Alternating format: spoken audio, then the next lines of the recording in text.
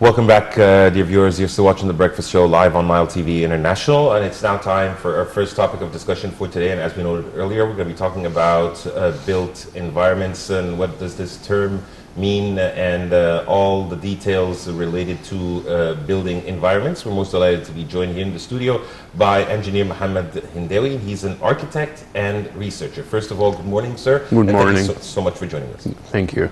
Good morning, Ms. Engineer Hendawi.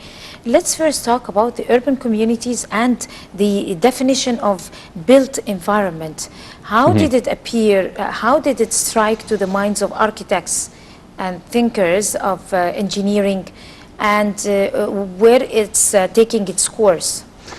Okay, at the first I would like to just give a brief or a small introduction about how the built environment definition come. The built environment is all the man-made around us, all the surroundings are made by man-made. It's what we call built environment. The cities, streets, buildings, and administration buildings, schools, whatever the man-made, called built environment. This term comes a long time ago, centuries ago, actually, and it's defined again all the surroundings. The built environment, it's a contrast than the natural environment. The natural environment, all the lands, the parks, and the God created. So the man starting to build his shelter, and then building the different type of buildings on different type of needs. That's what we call it, built environment. I'd like to ask you also about the history of, or the origin of this term about built environments. You have kindly noted that it has existed centuries ago. If you can further elaborate, please. Well, it's if we started talking about the movement of this term or this definition, we could start with the environment behavior, which is the main concept at the beginning, how the architects and designers focused on creating built environments that based on environment behavior to protect and secure the users or the human from the environment disasters, and then moving to, it takes centuries to move to the environment technology, which is after the World War II, and the schools like the Bauhaus, and different type of school of architecture and different series for the built environment, based on creating a built environment that fit the demand for the new and capacity and the huge number of population all over the world, starting with creating different buildings and different types of buildings based on dividing those buildings in small spaces, not the large spaces. And the history, like the European history and big buildings, start creating small apartments to fit this high demand, which caused one of the big problems later on called the sick building syndrome. Based on the mechanical cooling and trying to create a different built environment based on human needs and environment impact. Moving to the new series that we will talk about today. I will introduce it later, the human health built environment. Right. Building on what you're saying right now, is establishing and founding buildings that are human-friendly, health-friendly, environment-friendly. This would require certain measures also when it comes to engineering. And we all understand that overpopulation is something that is a problem that is invading the whole world. But when it comes to the new concepts of architect, according to your own standards and your own theories as modern architects, how do you see the new architects, the future architects, the 2030 architects when it comes to the overpopulated areas? Explain to us. Okay, I would like to introduce some of the very important aspects in the design or the built environment design or architecture design, which is we call it stress. The stress, it's very important for the nowadays activities. If we see all of us that suffers from stress from the surroundings, pollution, noise, even the built environment. Let's talk about dynasty cities like Cairo. All the users in the streets and inside the buildings, we spend more than 90% of our times inside or indoors. So the new series based their paradigm or new wave on this, how to reduce the stress, how to reduce human stress, because the stress is the main core that affects the human brain, and the human brain in turn affects the immune system, the core of the body, which is responsible for fighting the diseases, fighting the illness, such as high blood pressure, heart diseases, and cancer. And this is a scientific research results. So the new paradigm based on this to reduce the stress. The impact of architecture and built environment is very important to make the user human in well-being level. So we're trying to reconnect the users or human with their nature environment, native nature. So from this theory, some architects and different scientists created what we call the biophilic design and neuroscience for architecture and the well-being rating systems. So we'll give a hint or highlight those three important series or rating systems for the next era of architecture and built environment. Let's start with the biophilic design.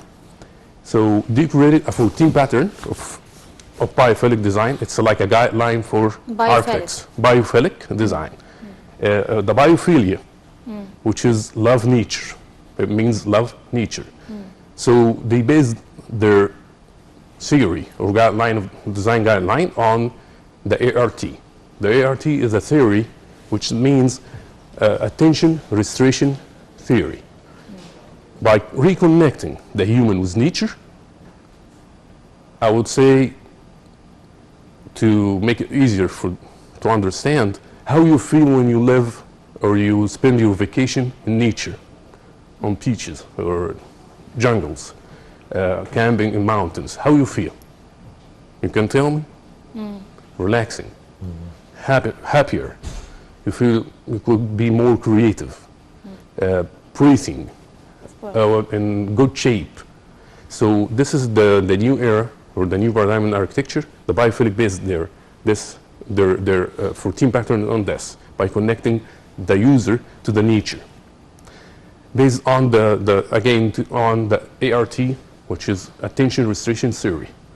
What the attention restoration theory says that the human brain and its connection or its relation with nature, it's not only about appearance. No, it treats the brain. It allows the brain to relax, because usually and all the time, our thinking part in our brains is working. The thinking part needs to be relaxed. So when you are in the nature, your native nature, it's different in different regions. Let's say in Egypt we're in arid zone, so it's a desert. It's different than western part of the world. So the nature is different, and if you connect to the nature, what happens? Your thinking part relax and make the other part of your brain, the unthinking part, start to work. So it gives the thinking part a rest, which makes your brain more healthier, and then the brain affect the immune system, make it work better. So I'm trying to make it easy, to explain it briefly, to understand how they built this theory. So they categorize the biophilic design in different categories, which is 3 categories, by connecting the built environment with nature, and then bringing the nature inside the built environment. And then the last one is the third one, is the nature analogs, which is trying to match the nature elements inside the built environment. In our facades for the our buildings, inside indoor or interior spaces, from lighting and materials, and using natural materials, using water features, increasing vegetation inside the buildings, which makes the brain work better. And moving to the well-written building systems, I would say if we could show some of our pictures that we bring today. Right. Here we are. So this is one of the very nice hospitals in Singapore. Like 10 years ago, they decided to make the city as a jungle. City inside a jungle. So they trying to make the whole city vegetated. So this is one of the hospitals that use the vegetation, using the vegetation, green walls, vertical gardens. And it's not only a hospital, it's allowed other people, the public, to come in to enjoy the environment. Scientific researches results shows that the people they treat or they recover them inside the hospitals, they get faster. They recover faster than other hospitals because they are connected to nature. Yes. My next question would be, I would be eager, and definitely the viewers, to be to know how can we apply this in Egypt? Well, it's applying this series in Egypt. It's very easy because we already 100 years ago we had in Egypt in Islamic architecture, and the Islamic architecture was really connected to nature. They were very smart in creating spaces that is our atmospheres. I would like to call it atmospheres because the atmospheres was more Ambience, maybe. right. So it's they try to create spaces inside our built environment with shaded. We have the users can have a thermal comfort, appeal visions with the vegetation, the water features, and connecting to nature. So applying this in Egypt, it's very important because nowadays we are suffering from a lot of disease, overcrowdedness, and a lot of disease that connected to stress. Yes. So if we could do that using our nature materials and connecting to our nature, the Red Sea, the Mediterranean Sea, and our lakes, the Nile River, even if we could do it in dynasty city like Cairo and other cities, the analogs of natures, the other shapes of these theories could be very easy to apply. And also we have some architects that understand this and did it long time ago, like Hassan Fathy. He built and treated the environment in a very good way, even if his building is not exist for a longer time, but he tried to connect and be engaged with nature and make the built environment more healthier and help the people to live in a better way. Right. Talking about nature-made buildings and all the elements that would help a human being live in a healthy way inside a housing unit. What are the most or the safest or the human-friendly elements that an architect would think of when they design a human-friendly housing unit? I mean, in terms of electricity-wise network, I mean, sewage network, all the facilities that are related. How am I supposed to acquire my energy? There are energy plates, I mean, the solar system and the solar energy. I mean, ideas like that. So if you could tell us, give us tips. Well, talking about the design elements, it's very important also inside the buildings or the interior or interior spaces. As I said earlier, we could use the natural materials from stones and rocks and marble. And we have to make sure that all the materials that we use is not toxic. Even the long buildings? Even the long buildings? What do you mean by long buildings? The tall buildings? The tall building, you mean? You mean its impact on the urban or the pedestrian or inside the building? Can I design a 20-flight building with stones and... No, I'm not talking about the tall buildings and their facades. I'm talking about the internal spaces and interior spaces that really have a direct impact on the users. So it's trying to using the natural materials. It will be much better and make sure that all the materials and paintings that we use is not toxic. It have to be a very important issue for all the users to make sure that they are safe and their children are safe. And also in lighting design, this is a huge studies about lighting and its effects. Sorry to jump in here, engineer, but how can someone that doesn't have a background, an architectural background, judge whether the materials used are toxic or not? Well, from the specs, all the materials that have labels, and I'm talking about good materials that we bought from secured suppliers, not the one that you have to go for a good suppliers, especially in market like Egypt and other countries. You have to make sure where you buy your supplies and read the specs, and you can check online.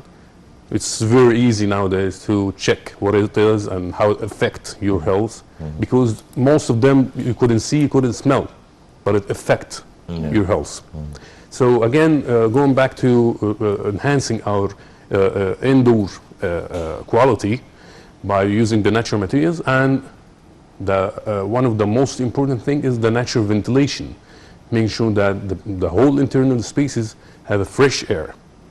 It's very important to notice that, or to educate public about this, because most of us, or most of the people nowadays, depend or rely on mechanical cooling, the air condition, which is very, very dangerous. It causes a lot of lung disease because you have no fresh air. So you have to make sure that your apartment or your villa or your office have a natural ventilation every day. And it's very important also to receive a very good amount of daylight, because it relaxes your eyes. The God created us with a very special mechanism in our eyes using this daylight and the different level of lighting during the day. Yes. I guess on this note... yes. Engineer Mohamed Hendawi, an architect and researcher, thank you so much for your input and insight and bringing up this very interesting topic on The Breakfast Show on Nile TV. Thank you very much. Thank you. Have a good day. And dear viewers, now we move on to a quick break, and then we'll be back to resume the remaining segments of The Breakfast Show live on Nile TV International.